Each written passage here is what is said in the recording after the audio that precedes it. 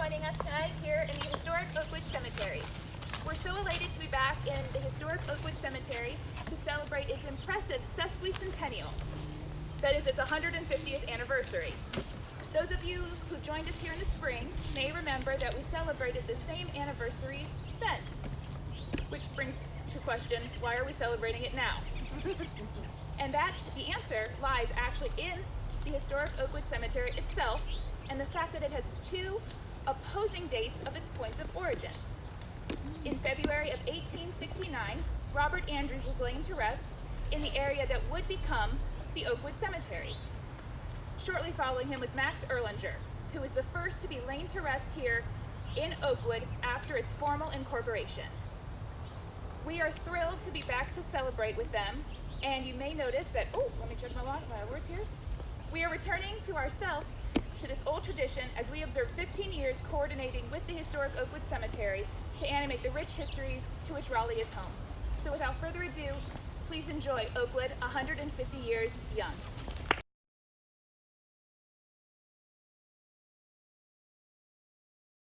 Our first story tells the story of Jacob Brenton Smith, who founded St. Augustine's Normal School and Collegiate Institute, which today is known as St. Augustine's College. This play comes from what we might call the classical era of Oakwood plays, written by our great Piedmont laureate, Ian Finley, who single-handedly wrote most of our Oakwood plays. Without further ado, here they come.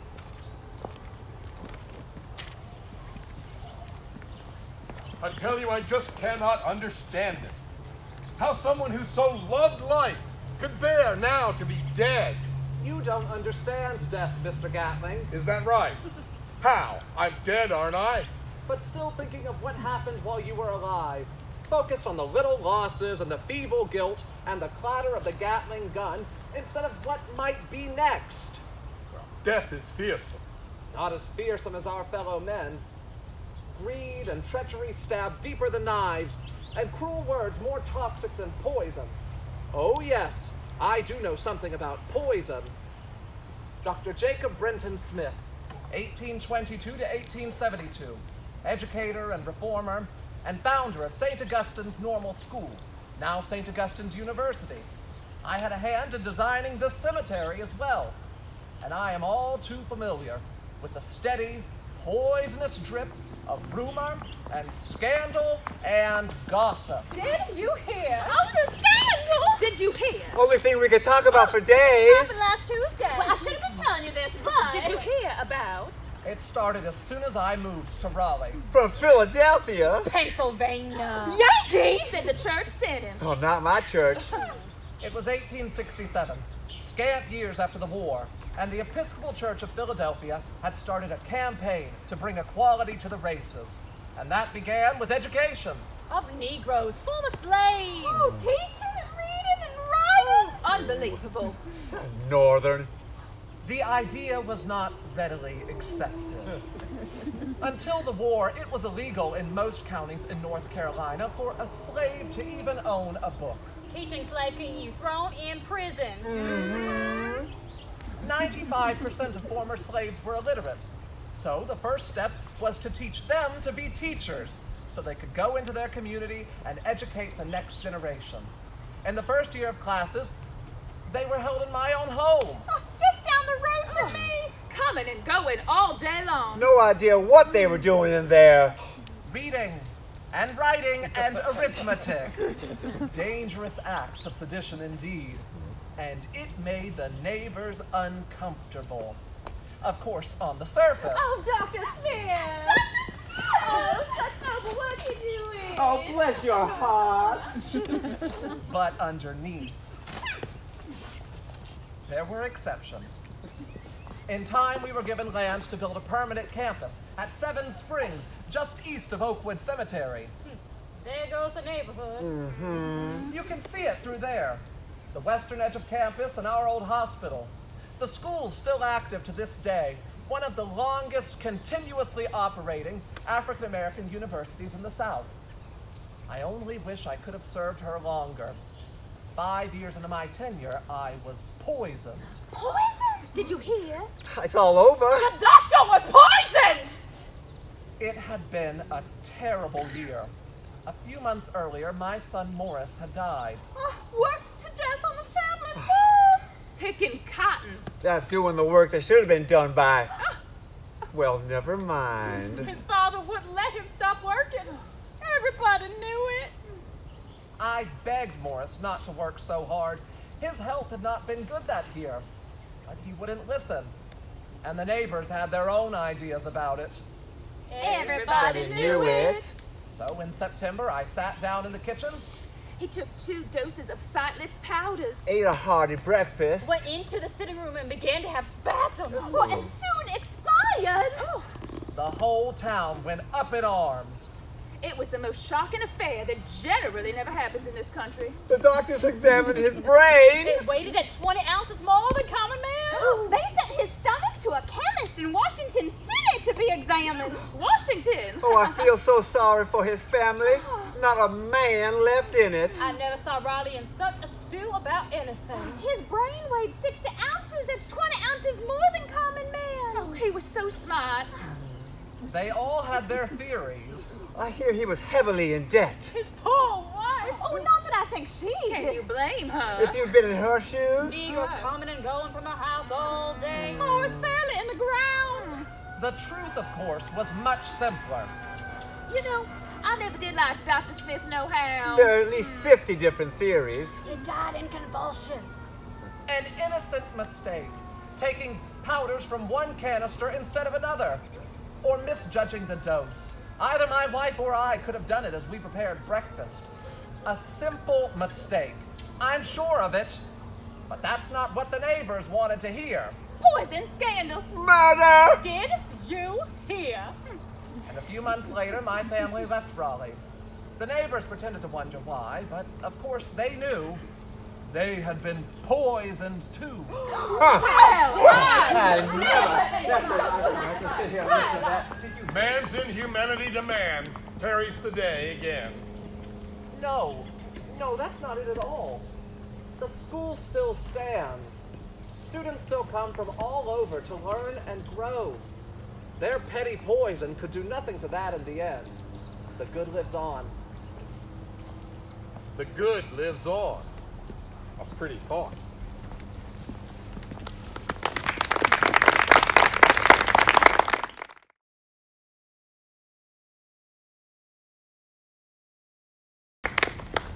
This evening, we'll be joined by a trio of Mordecai spirits.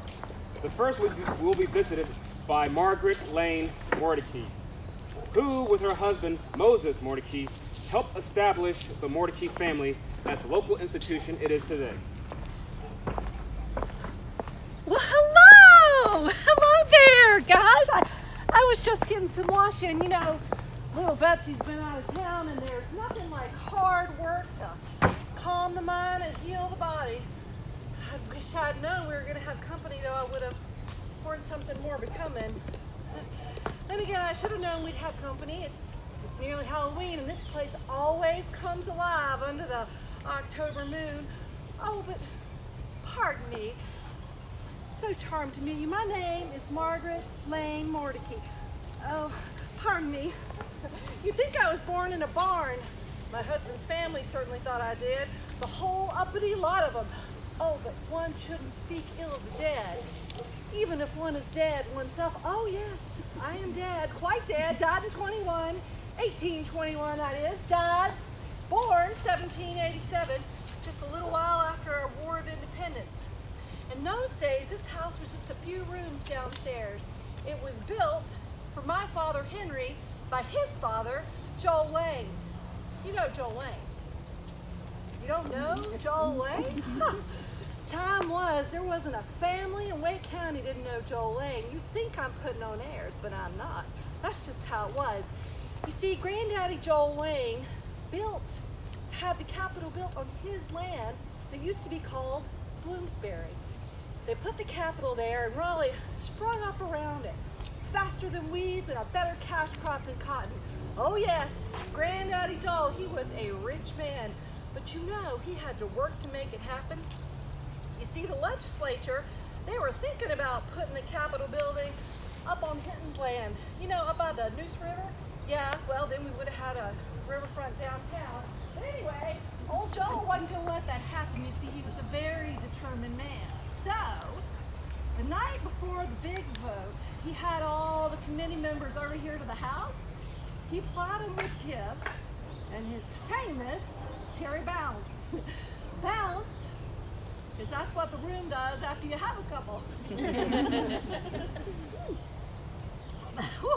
That night they had a big old party, and the very next day they voted, and the capital was placed on Joel Lane's land. I'll drink to that.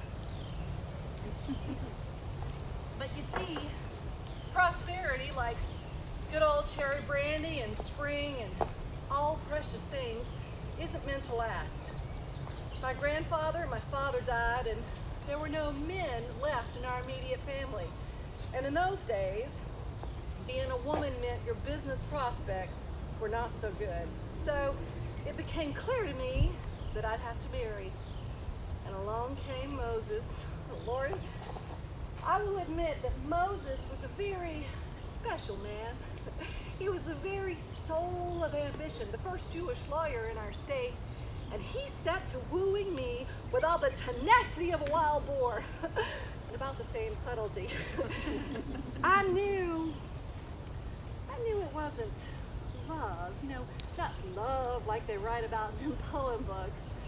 Now, he'd been in love before with a woman who had rejected him in a most unflattering manner, and then that happened a second time. So by the time he found me, he was looking for something different, and my property didn't hurt any.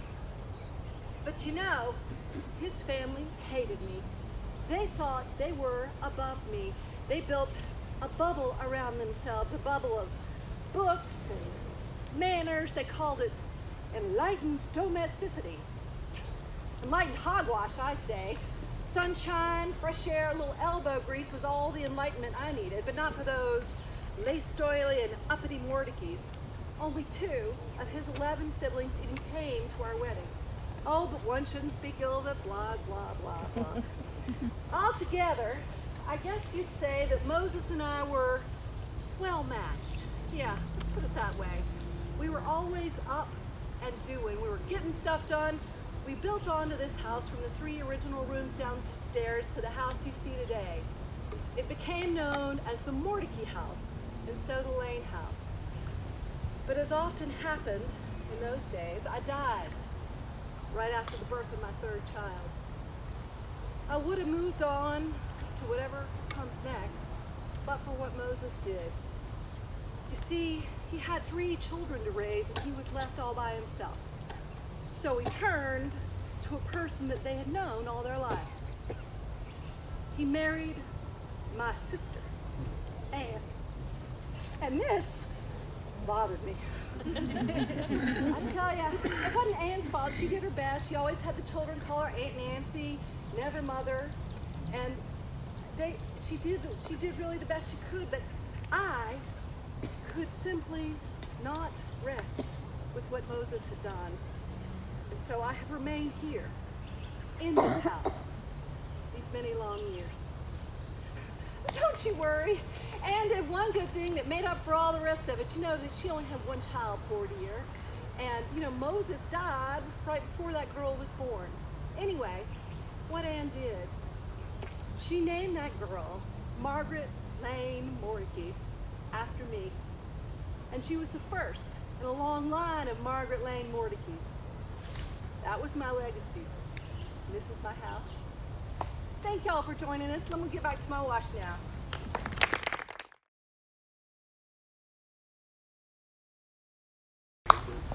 Next, we're going to peer into the life of Anne Louise Wilkerson, whose extraordinary skill in and passion for the field of medicine helped her to defy convention, as she not only became the first woman intern and resident at Rex Hospital, but Raleigh's first woman obstetrician. Enjoy this excerpt from Generations.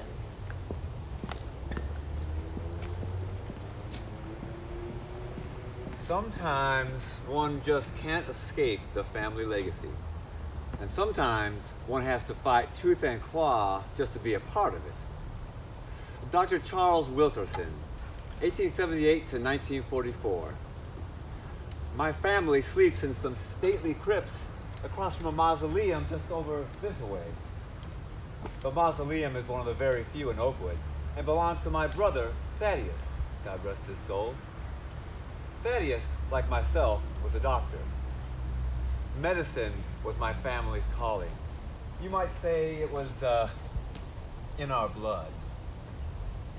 My brother and I, my two sons, all doctors.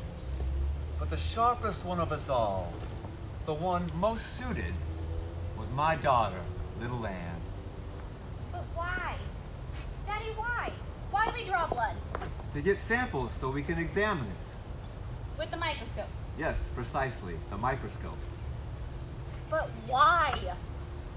To see how the cells are shaped, whether they are healthy or malformed. It's one of our best tools. Oh, but I don't like blood. It's nothing to be scared of. If I become a doctor, would I have to see a lot of blood? Very likely. Are those your mother's pearls? She said I could wear them as long as I was careful. What about the doctors that takes the babies out? That takes the, an obstetrician? An obstetrician. Would there still be a lot of blood? I'm afraid so. Well, then I shall have to not be afraid. You plan on being a doctor then? Yes. Though I'd like it better if I could avoid the blood. I couldn't bear to tell her at that time that there were no female doctors. She had such a natural affinity for medicine that in a few years, her mad scheme didn't seem so mad at all. She started joining me on my rounds, riding in a horse and buggy through the farms of Wake County. She delivered her first baby when she was 20 years old. She was no longer surprised that there was blood involved. She attended Duke University and the University in Chapel Hill, but she had to fight for admission every year. Then she hit a wall. There wasn't a medical school in North Carolina that would accept her. Ugh. Why? Why? It's absurd.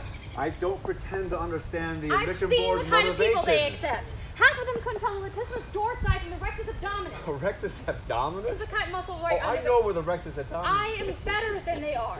I've worked harder, longer since I was a child. Why isn't there a single medical program that will take me on? Because you're a girl. I am a woman. Neither title will help you. Why? Is it arrogance? Is it fear? It is the year of our Lord 1936. How long will it take them? I'm sorry, Anne. I know that you had hoped to join Hoped? Oh, I'm not giving up.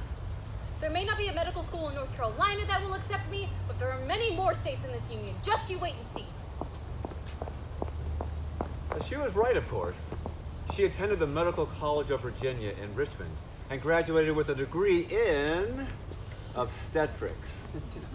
She returned home to complete an internship, though even that proved a trial.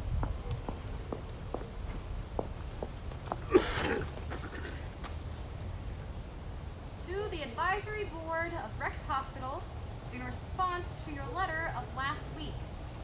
Yes, I am aware that the hospital does not employ any female interns, you hidebound prehistoric buzzards. Knowing it would require a change of policy, I am therefore willing to offer my services without pay for a period of 2 years. Happy? Also, as you pointed out, since there are no female accommodations at the hospital, I will be quite happy to be housed in the maternity ward. Yay! If these compromises are sufficient, please let me know at your earliest convenience. Sincerely, at the end of her rope, Anne Wilkerson. It worked, and that internship opened many other doors for her. During the Second World War, doctors of either sex were in short supply, and Anne found herself doing the work of 10 men. But she was certainly noticed. She even started working with me in my practice during that period, for I was, you see, old myself by then. Why? Why another family? Don't you have patients enough? You're working around the clock. They just moved back to Raleigh. Their father was one of my oldest friends. You need to take some time for yourself. Me? You haven't had a day off in 2 months. I hope you don't think me rude to suggest that you have very little room to talk. I do. I think you're terribly rude. A man should never point out a lady's hypocrisy. It's one of the few privileges we have left. So you say.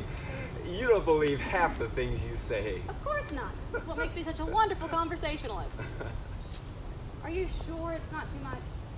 Do you need me to cover some? I'm busy at the hospital, but I have some time. No. The day I'm too old and tired to even take care of my own practice, then we should worry indeed. Are those your mother's pearls? Yes, Daddy.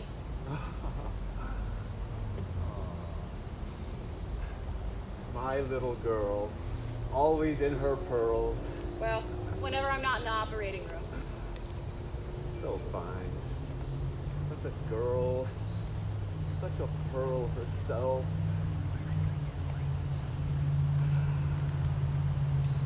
Well then. Well, I'll see you tomorrow then. Daddy died in 1944. He wasn't there to see the rest of the story. In 1948, those years at Rex Hospital paid off, and I became the head of hospital staff. In 1961, I was selected as the first chief of staff at Wake Memorial Hospital. I practiced medicine for 53 years, delivered over 8,000 babies. I never had a family of my own. I married medicine. But from those children, many upon many became doctors and nurses. I died in 2005 at 91 years of age. But in those families, those many children, my father's legacy, my own, lives on.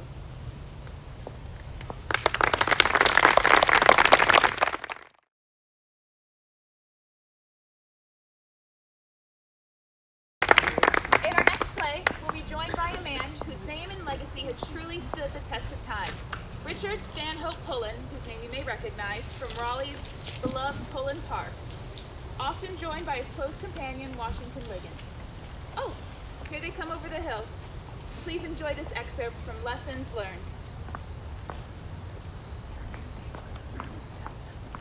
There's a fine spot. You know what? I think you're right. Lessons can take many forms, yes. And oftentimes the most important teachers are those we don't recognize as teachers at all.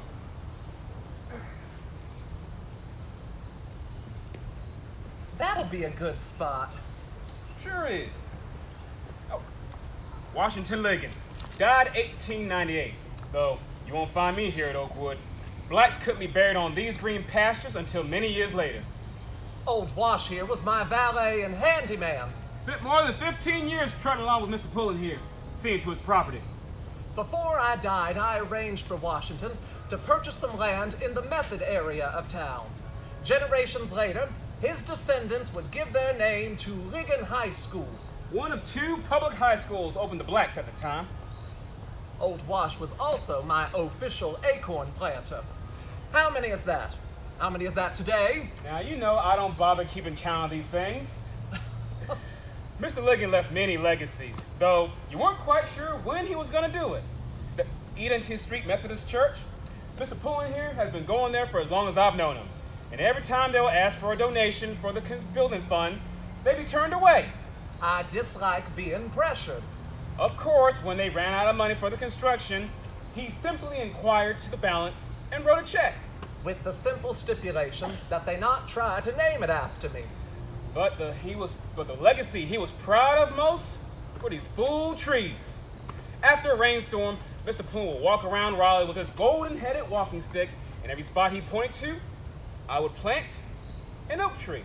Planted hundreds of trees, many of which still grow today. I never saw the reason myself. A great city should have tree-lined streets for shade, for children to climb in. You know good and well we'll be both dead and gone long before any of these trees gets as tall as my knee.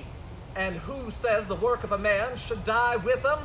These trees will grow, will continue to work for me long after I'm gone. Return on investment, Washington. I'm just saying, Would you like to see what all of your work has come to?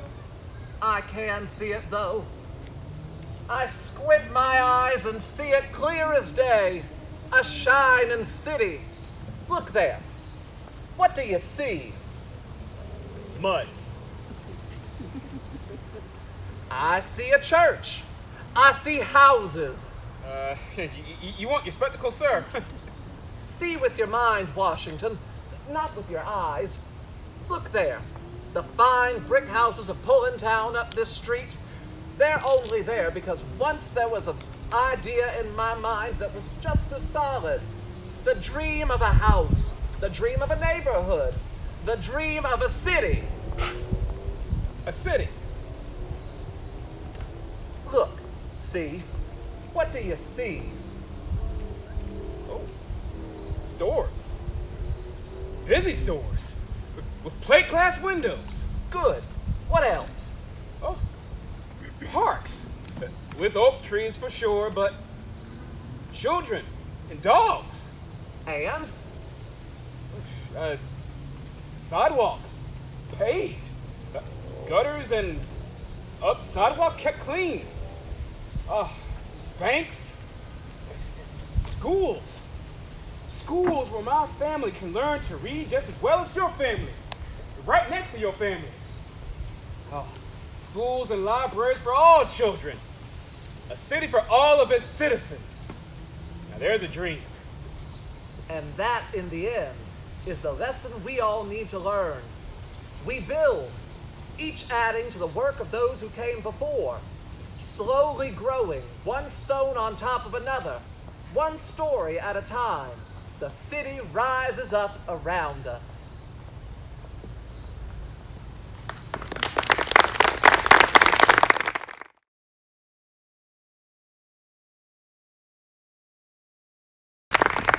For our second haunting this evening, you'll be visited by Margaret Lane Mordecai Little, my granddaughter, and the third in the Mordecai family to bear that name. Well, good evening. Hi. Good evening. I had hoped to greet y'all down in the parlor, but I'm afraid death presents certain limitations. I'm Margaret Lane Mordecai Little, and so pleased to make your acquaintance. Now, I died here, in this room. I was done in by a sudden illness. You know, that was 1918, and the great intellects of the medical community still haven't come up with a more concise diagnosis. Well, I never trusted doctors. Now, this house, as you may have heard, belonged to my grandmother, the first Margaret Lane Mordecai. Now, she was my namesake. And here, I must apologize, for mapping the Mordecai family tree is much like treading a labyrinth. Well, given our habit of giving our children and our grandchildren all the same name. But if the Mordecai line lacks simplicity, well, we make up for it in grandeur. Oh, grandmother Margaret, she died young. And in an act of either daring or idiocy, her husband then married her sister, Anne Lane. Now, she named her only daughter after her, the second Margaret Lane Mordecai. And I am the third. I am the daughter of grandmother Margaret's son Henry and his wife Martha. I did tell you this was complicated. Now, I was born in the same room as my grandmother was born in. But we were the last of the Mordecais to live here, for which you can thank my husband, Dr. William Little. He was a good man, was solid. Although he had spent a year in Central America before our marriage, he picked up some rather unusual habits I should not discuss in mixed company. But we're married in 1870, and then came my sons, my dear sons. I have 4 little ones and a 5th on the way by Christmas time of 1879. And then Dr. Little died 2 days before Christmas. I was left without support and with meager resources. My oldest son was 6 and a 5th child was due in April. I am a resourceful woman, however, and more than that, I am stubborn as a mule. So I rented property. I pulled every string I could, and I raised my boys on my own. Yes, I did.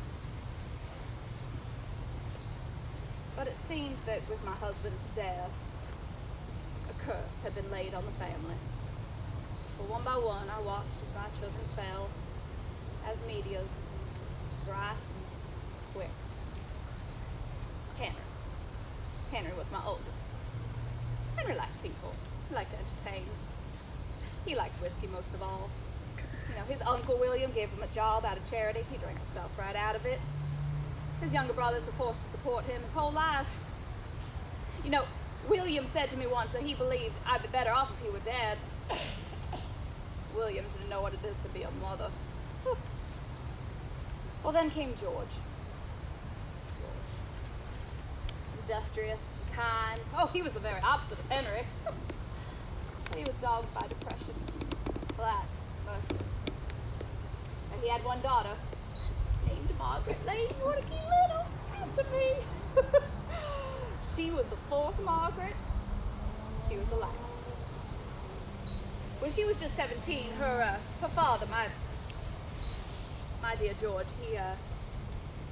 he finally lost his battle to his demons. He turned the gas on in the kitchen. He took his own life. So where George, you know, he was sick in the head, you know, Albert, he was sick in the body. He's frail his whole life. He wanted nothing more than to work hard, do well, but he was never able to. And, you know, all the energy of my final years was spent trying to care for him, but Albert, he died in the sanitarium in 1919, the year after I passed on.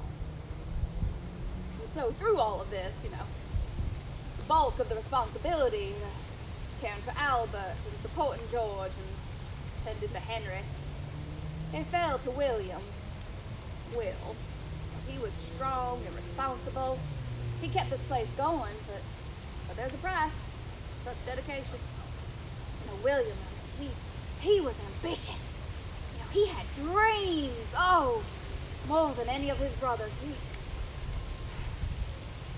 But he was forced to care for a rapidly failing family, so he forfeited those dreams.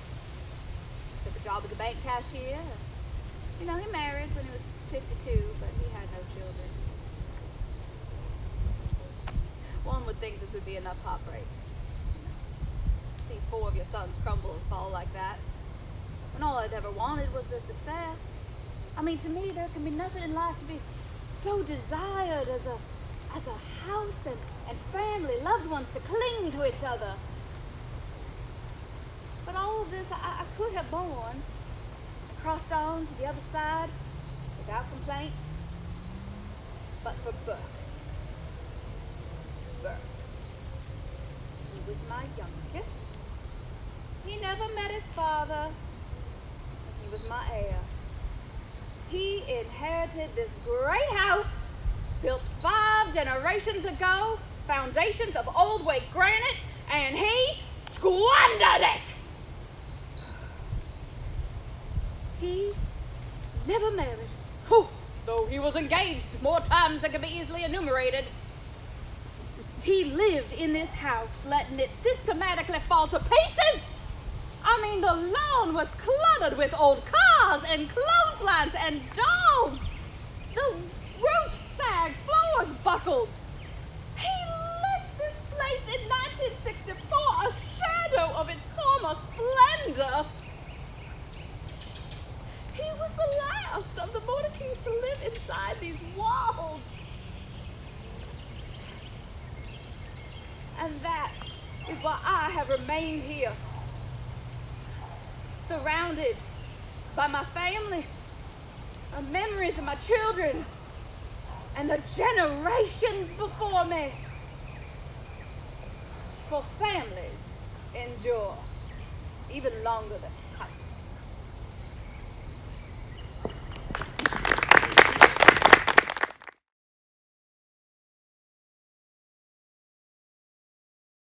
Next up, you're going to hear the story of local author and historian Marshall Delancey Haywood and his wife, Martha Hawkins Bailey.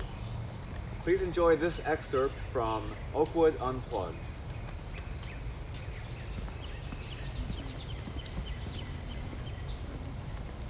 Springtime. Yes, darling.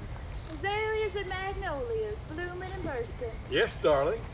The sweet southern perfume, floral, petty. Darling, Oh, romance everywhere. romance. Now, dear, aren't we a bit old for that kind of notion? You don't fool me, or anyone here. This man has one of the most romantic souls in the South. And more than that, he has tenacity. You'll excuse my wife. The scent of magnolias has gone to her head. My name is Marshall Delancey Haywood, and we are buried just south of here over that hill. We've lived here close by our whole lives. I was born in Florida, but father died when I was 9 years old. A distant relation, A.B. Andrews, took me in and raised me up in his big red brick house on Blunt Street. That's the lieutenant governor's office now. And my marshal lives just down Blunt Street on the corner of Edenton, not 2 blocks away. Crabapple, we call the house. After all the trees. I'd walk past it twice every day. Trees are all but gone now. Broad white porch, bay window. My father, Dr. Haywood, drank a toast to the end of the Civil War with General Tecumseh Sherman himself in that window. I'd walk past it twice every day. Now I know what you're thinking.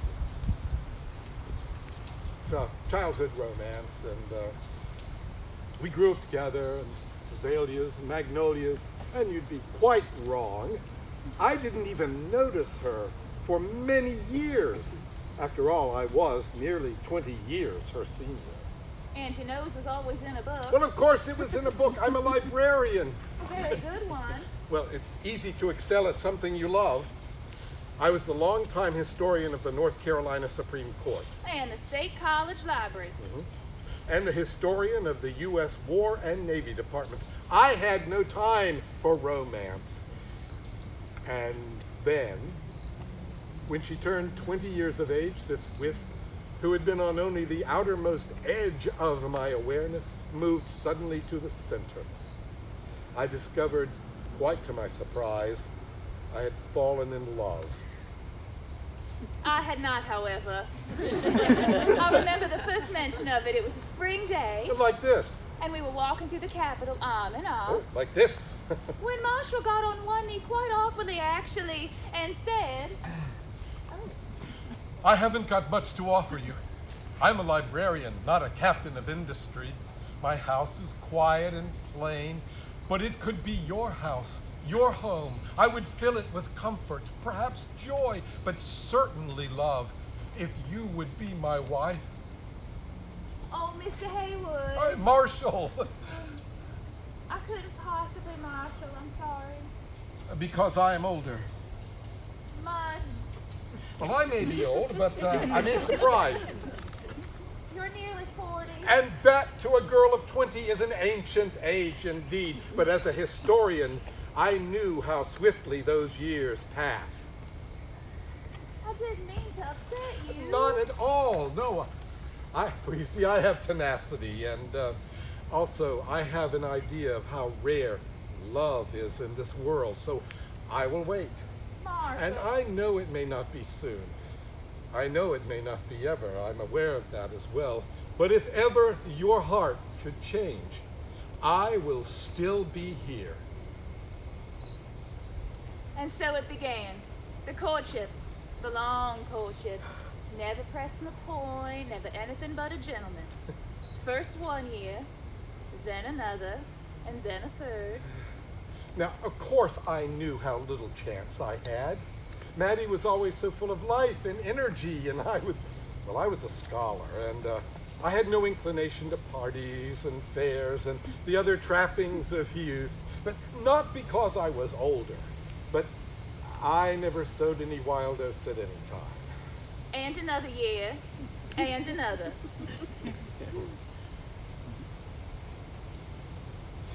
My brothers would sit on the wide porch around our home, play their banjos until the wee hours of the morning, and I would be on the second story of the house by candlelight, studying.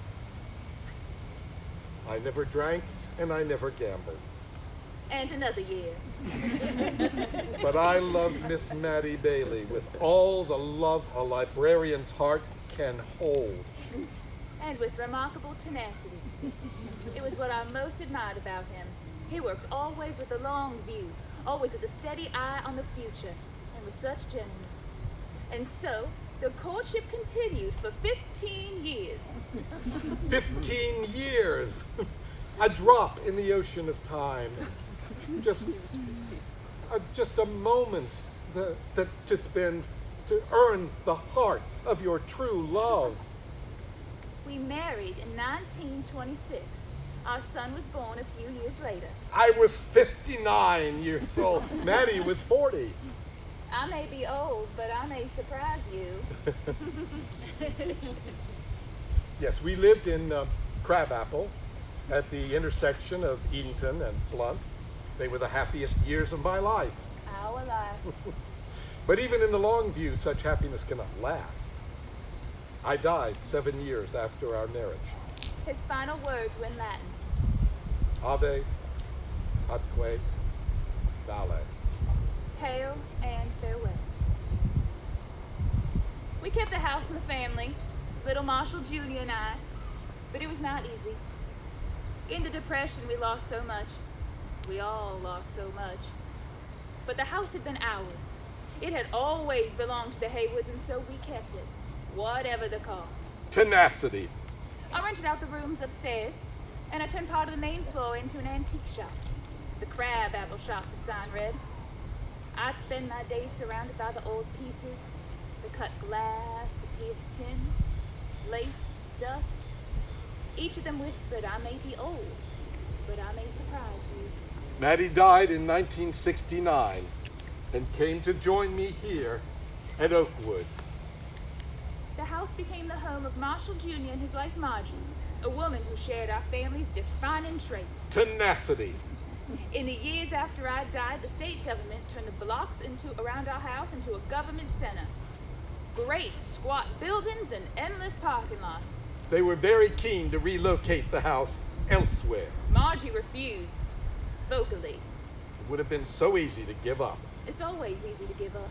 But see what you gain if you persevere. Old Crabapple still stands today. It's the only historic structure left within a 4-acre sea of parking lots. It's one of only a handful of the great antebellum homes still left in Raleigh. And the only one still owned by the original family. Tenacity! And now the flowers are in bloom, and I would love for you to take a walk with me under the magnolias, Mrs. Haywood.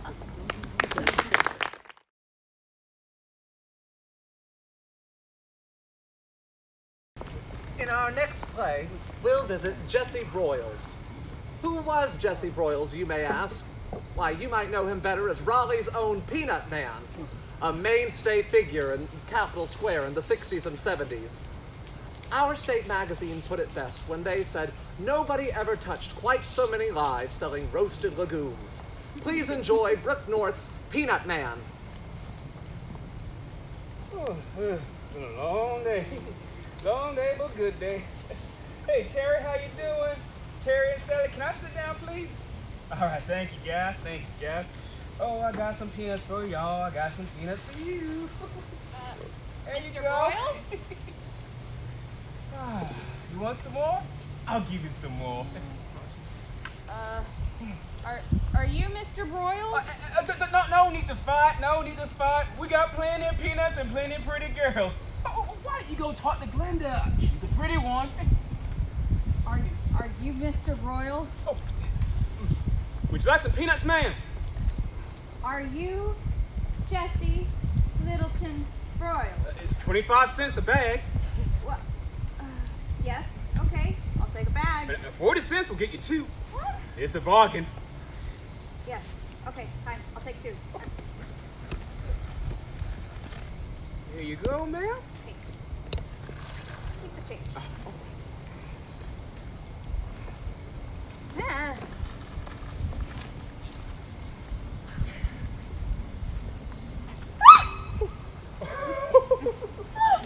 Patches, don't scare the lady. It's okay, it's all right. There you go. They're perfectly harmless. Don't you worry. Oh, God, it landed in my hair. Oh, Patches, just being friendly. And you got those peanuts. Oh, you are Jesse Littleton Broyles, Raleigh's peanut man, are you not? I'm the peanut man. Well, as for that other fella, well, most people don't look for him anymore. What are you looking for that guy for all the way from New York? I'm from a magazine. A lady magazine? No, just a regular magazine. Life magazine. No kidding. Oh, I heard of them. I used to read all the time back in the, well, a while ago. What are you here for? I'm reporting. You type for a reporter or something? No! I am a reporter from Life magazine. I'm here to take your picture. They let ladies do that now? Mr. Broyles, it's 1972. Women can do anything they want. Well, I don't know about that. Well, I just came down from Annapolis where I took photos of the first group of women sailors. You know, not nurses or secretaries. They were sailors. They're about ready to ship out. Is that a fact? Yes, Mr. Broyles, it sure is. Are they gonna let them fight? Well, no, they're assigned to a hospital ship. Oh, that's good. Anyway, after that choice assignment, my editor sent me down here to take your picture. What's Life magazine want my picture for? I do not know. I guess someone must have heard of you, you know, and thinks you make a good human interest story. A what? Human interest, you know, they think you're interesting or quirky or makes people feel all warm and fuzzy inside, you know, see if old man feeding birds and if there's nothing else important happening I can take pictures of, you know, human interest story stateside, that's what my editor thinks I'm good for. Well, what's wrong with taking pictures here? Mr. Broyles, I mean, there's a war going on in Vietnam. Maybe you've heard of it? And you want to go there and take pictures? Yes. Well, why would a nice girl like you want to do a thing like that? Because it's important. Because it's what's happening. Because people are dying over there, and people here need to see that. You know, they don't need to see more pictures of old men feeding birds.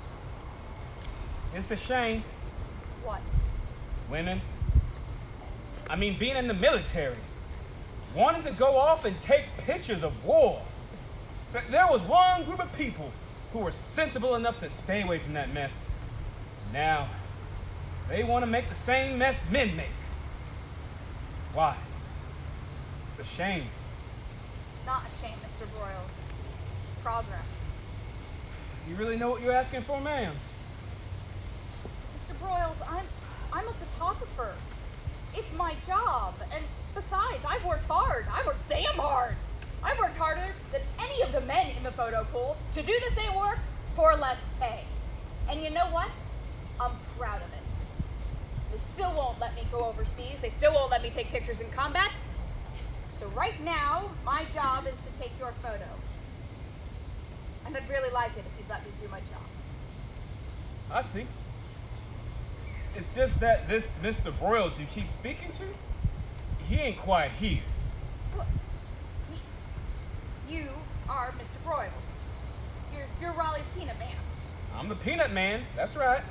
But this Mr. Broyles, you know this war you're all keen to see. Well, Mr. Broyles, he did something like that once. Up and joined the Marine Corps. They sent him to a place called Iwo Jima. And yeah. Yep. More than a month. Trenches. Mud.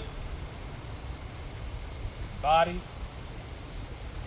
Sometimes they'll be sitting out in the sun for days, stinking in the heat, because you couldn't move to get to them. without getting shot. I didn't take no pictures. I didn't need to. I can see when I close my eyes. You don't want to go over there and take pictures of that stuff. Some things are just better left forgotten.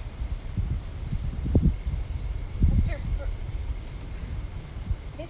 Peanut Man, I just want to take your picture. Peanut Man. That's right. You know why I'm the Peanut Man? You like peanuts?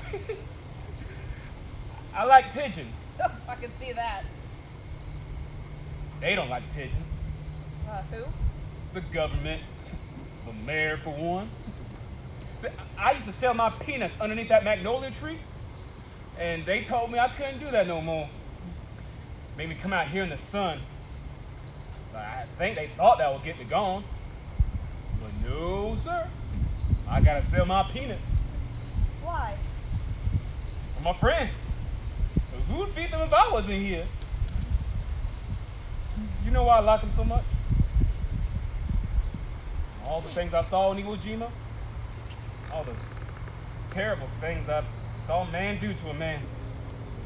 All the horrible things folks are doing now. All the things you want to take pictures of. All the things women want to go do now. All those terrible things. I ain't never seen a bird do one. Not once. Well, I'm sure that they get after each other every once in a while. They squabble, but they work it out. They just want to eat, sleep, and make more pigeons. They don't do nothing horrible. They just are. People say they make a mess, huh? Well, it's people that make a mess. Pigeons just shit. Well, all right, that's a good way of putting it. Well, you gonna feed them pigeons? Okay. Yes, I will. Mr. Peanut Man, could I please get your picture? I did come a long way to see you. I thought you wanted to go take pictures of people killing themselves. Well, I do, maybe someday, but right now I really would like to take your picture. Besides, it's what I do. What you do? Yes. You have to sell your peanuts. I have to take my pictures. And if they won't let me take pictures in Vietnam, well, then I'm going to give them the best damn picture of Raleigh's Peanut Man that they've ever seen.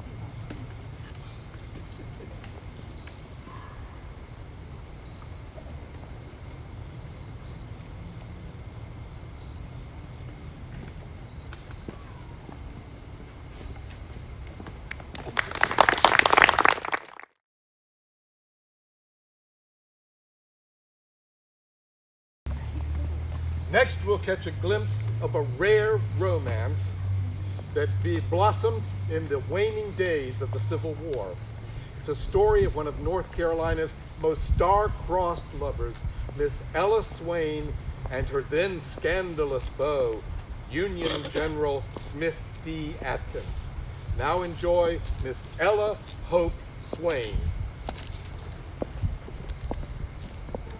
And the last stanza of my tribute to Miss Ella H.O.P.E. Swain begins like this. S. Sing my heart does a wayward song. W. Whether of love I can hardly tell. A. Hardly tell.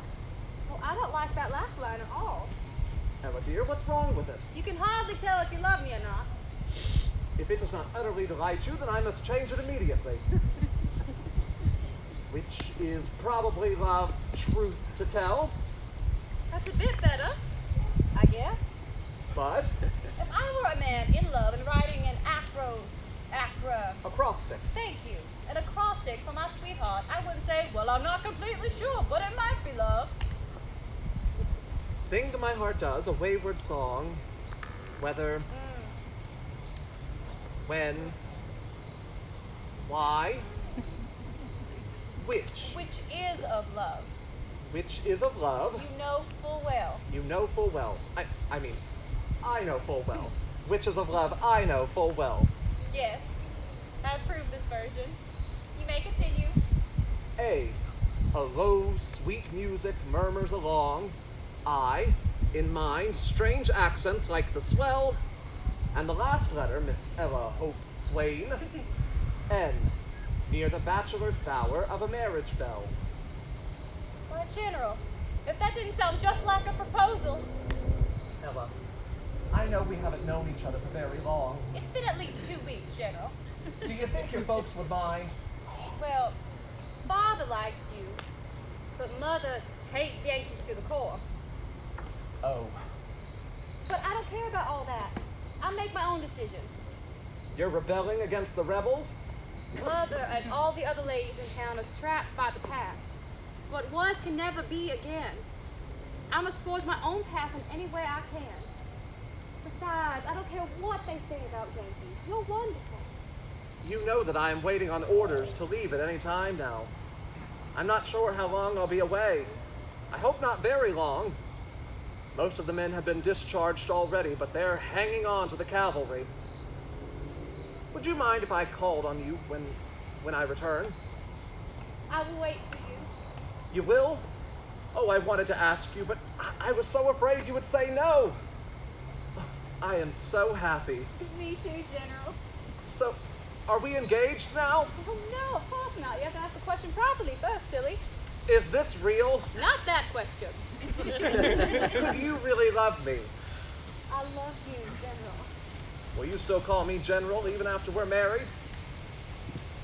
I think it's cute. Ella, I love you and want to spend the rest of my life with you. Even with full knowledge that I am a Yankee, would you consent to be my wife? Yes. Yes, I will. Oh, Ella, I am the luckiest man who's ever lived. I may be occupying your hometown, but you have conquered my heart.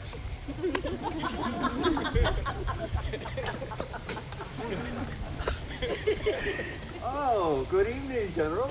I didn't realize that you had dropped by. Any word from Kilpatrick? No, sir. The 92nd Illinois is to remain in Chapel Hill, for the time being at least. I thought maybe that's why you were here, to tell me that you had been mustered out. I actually came to visit Miss Ella. Oh, really? Well, if I had to have my pick of an occupying force, we could have done much worse. I have enjoyed hearing the Union Band. It's been very nice to have a little music after... It's been a long war, sir. Well, when you get back to Illinois, I'm sure that your folks will be very pleased to see you in one piece. Yes, I expect they will. But I think there will be somebody here that will be missing you after you're gone. Are you going to tell him or shall I? Tell me what? Father, General Atkins has proposed to me and I've accepted. I see. With your permission, of course, sir. General Atkins, you have shown yourself to be a fine and honorable man. You don't have to worry about getting my approval. Her mother is another story.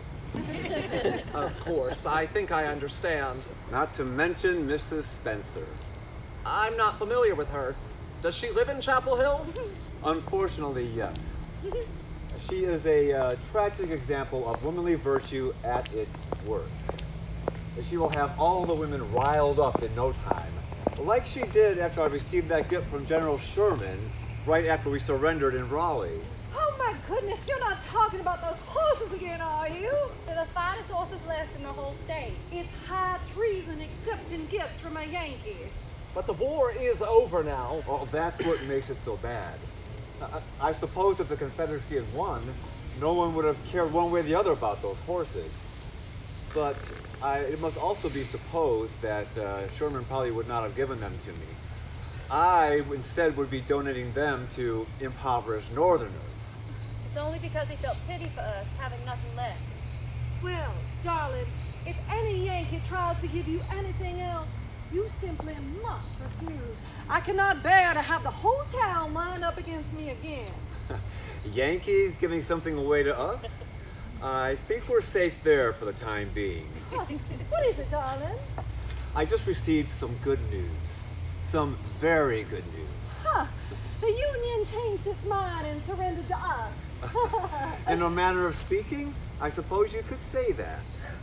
What's happened, Ella? You look so radiant, darling. Mother, General Atkins has proposed.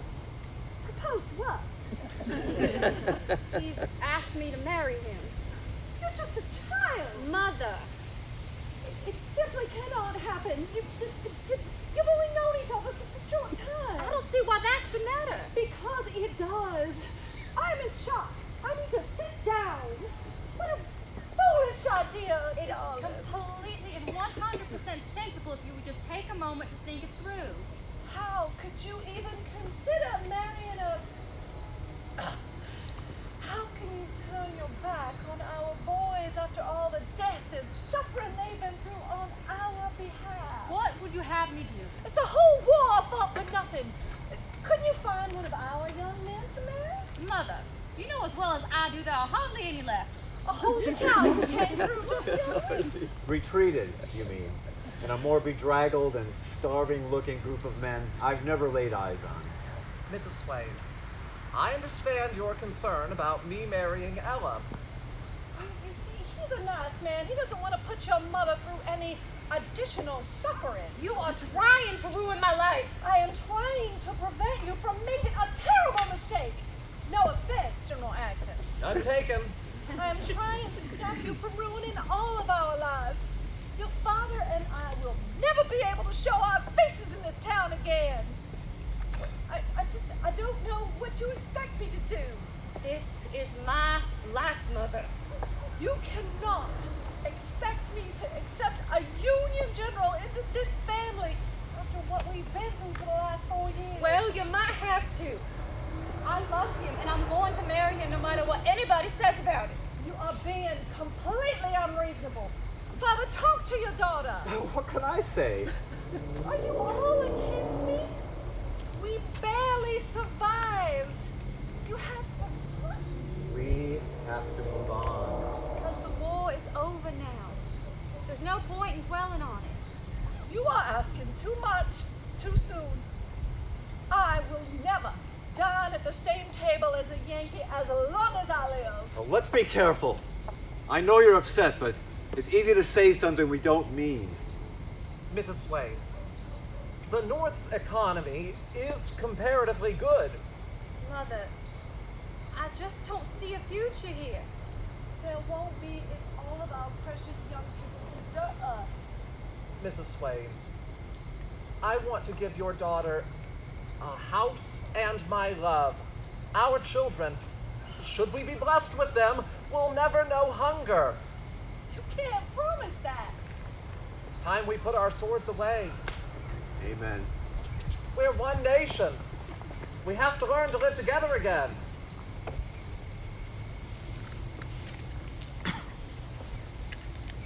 Oh, Ella, my love, I still miss you every day. I'll be there beside you soon enough. Actually, my family will probably insist on burying me in a Yankee cemetery, so I won't be in Raleigh. I wish you could see how our girls have grown up. You would be so proud of them. And your mother? She never did dine at the same table as me. I would bring a tray up to her room whenever she came to visit, and I would sit with her while she ate. I guess I grew on her a little. In the end, she could not have been more kind to me and the girls. Life is difficult to fathom, and mankind even more so. I'm an old man now, and having most credence beaten out of me by life itself, there's only one thing I know for sure. Because you loved me, I really was the luckiest man who ever lived.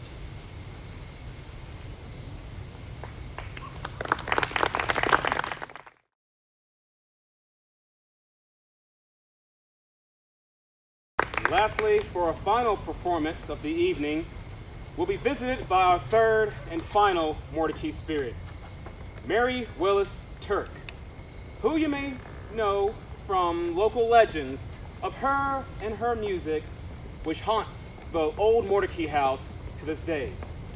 Please enjoy this final excerpt from an Oakwood Tapestry.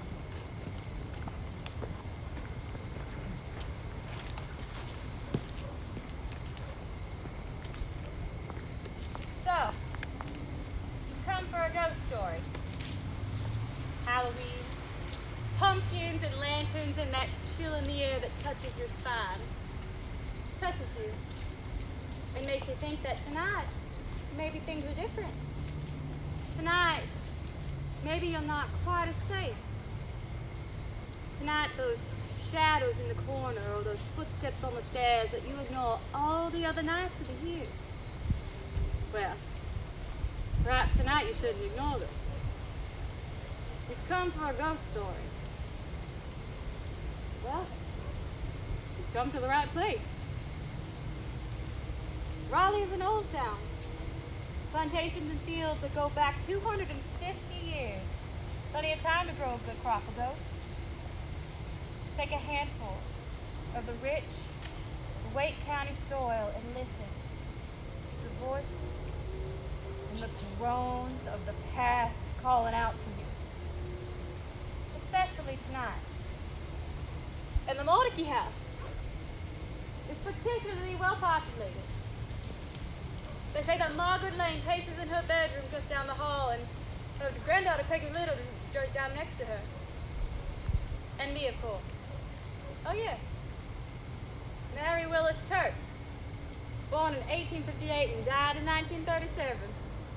I am the most famous of the Mordecai ghosts, the one you're most likely to read about.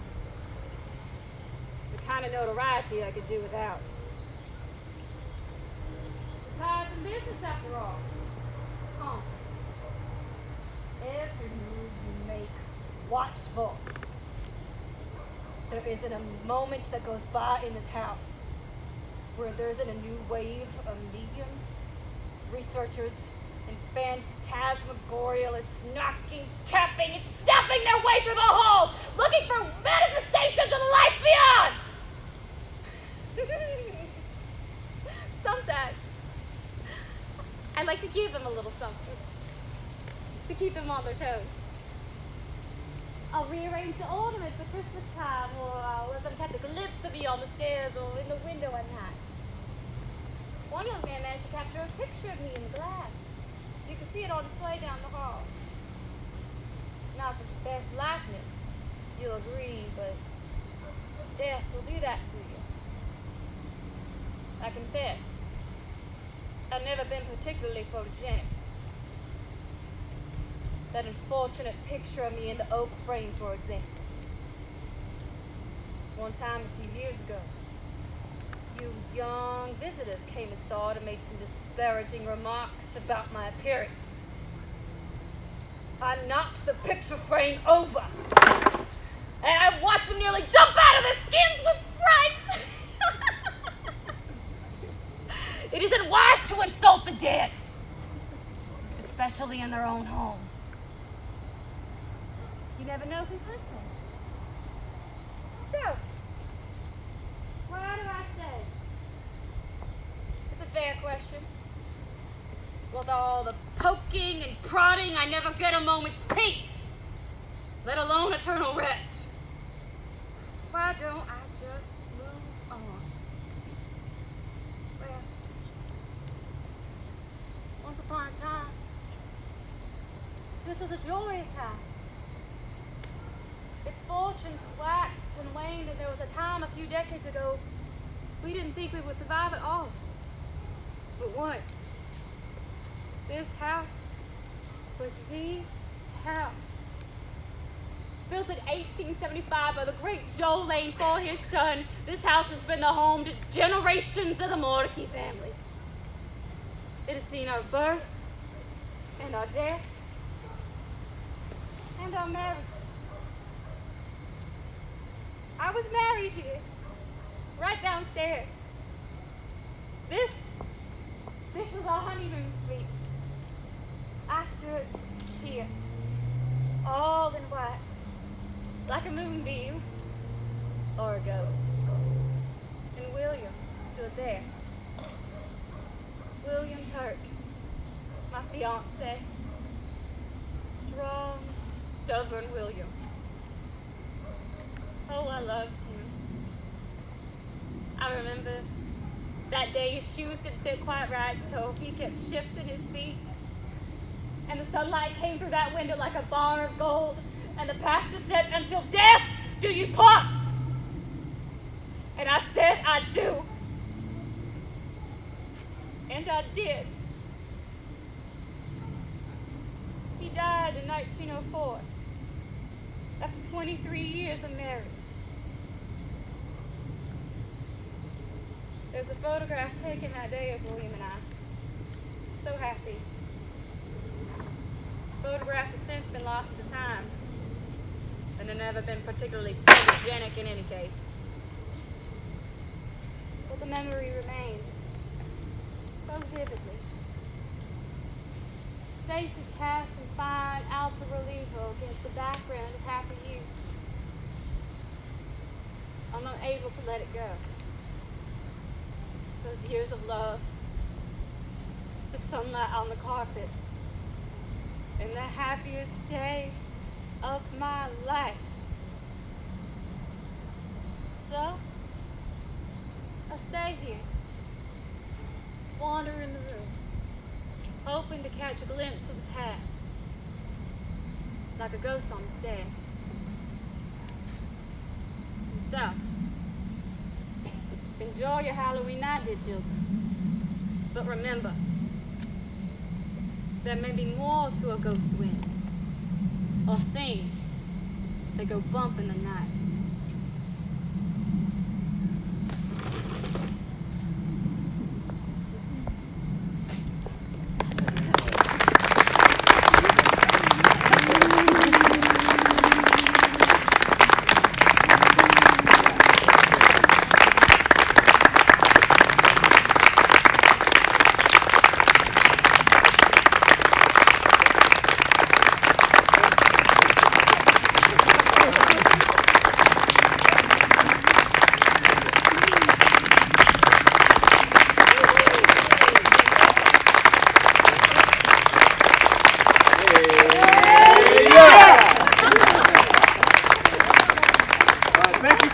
Us for Oakwood, 150 years young. Please follow the lit path through the cemetery towards the parking area. Our actors are more than happy to provide you with additional assistance via flashlight. Just flash us down. Have a good night and safe travels, everyone. Thanks again.